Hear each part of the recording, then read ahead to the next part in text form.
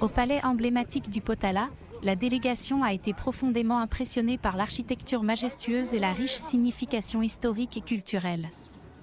Le palais est aujourd'hui un symbole de la culture tibétaine et de la spiritualité bouddhiste.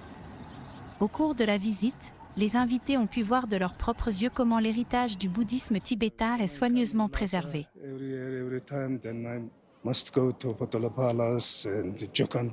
Lorsque je viens à Lhasa, je dois toujours me rendre au palais du Potala et au temple du Jokhang, ainsi qu'au monastère de Sera. Ces lieux sont très attrayants, historiques et très beaux.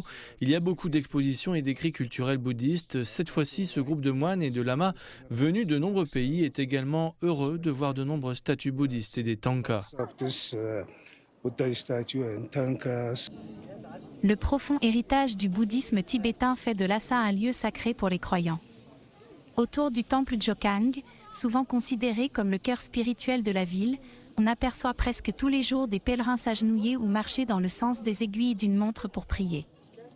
Pour de nombreux membres de la délégation, ces scènes sont un reflet puissant de la liberté religieuse et de la vie spirituelle dynamique dans l'Occident d'aujourd'hui.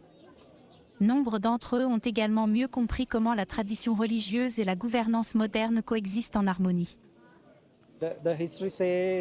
L'histoire du bouddhisme et celle du roi, c'est-à-dire l'administration du pays, sont allées de pair. Les âmes du peuple étaient protégées par les lamas. C'est ainsi que le bouddhisme et l'État se sont rejoints en protégeant la nation.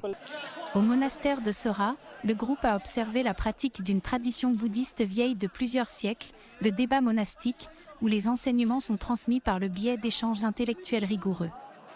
Grâce à une série de visites sur place et à des rencontres étroites avec l'architecture historique et les vestiges culturels, le groupe a pu constater de visu la réalité de la liberté religieuse à Xi'an. Nombreux sont ceux qui ont exprimé leur satisfaction quant aux efforts déployés par la Chine pour préserver les traditions religieuses et protéger le patrimoine culturel, ainsi que pour le développement moderne de la ville.